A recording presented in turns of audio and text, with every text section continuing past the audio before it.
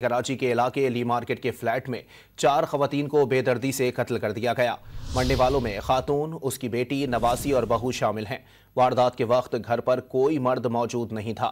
मकतूला खातून के शोहर का मौकिफ है कि उन्हें किसी पर शक है न किसी पर शुबा।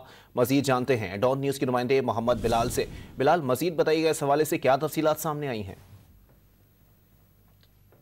जी बिल्कुल, देखिए मैं इस वक्त ली मार्केट बाटवा गली के अंदर ज़ैनब आर्केड है उस मकाम पर मौजूद हूँ और रात के यहाँ से 4 खवातीन की लाशें मिलने की इतलात मिली थी, जिसके बाद पुलिस की भाई अपने इस मकाम पर पहुंची थी। पुलिस की जानिब से तमाम तर लाशों को अस्पताल मुंतकिल किया गया, जहाँ पर ज़ाब्ते का जो कार्रवाई थी वो मुकम्मल की गई। पुलिस काम की जानिब से ये बताया गया कि चारों जो खवातीन की लाशें हैं वो 4 कमरों के अंदर मौजूद थी और उनको गला काट कर तेज धार आले से कत्ल किया गया। पुलिस की जानिब से तमाम शवाहिद इकट्ठे करने का सिलसिला जारी है, जबकि जो मोहम्मद फारूक हैं इस घर के मालिक, उनकी जानिब से ये बताया गया कि जो लाशें हैं उनमें उनकी जो बीवी हैं, बेटी, बहू और नवासी शामिल हैं, जिनकी उम्र तकरीबन जो नवासी है उसकी 13 साल उम्र बताई गई है, जबकि जो उनकी बीवी हैं शहनाज, उनकी 51 साल जो उम्र है। इस तमाम तर मामले के बाद मुख्तलिफ मकामात की CCTV फुटेज निकालने का सिलसिला जारी है। पुलिस की जानिब से कहा गया है कि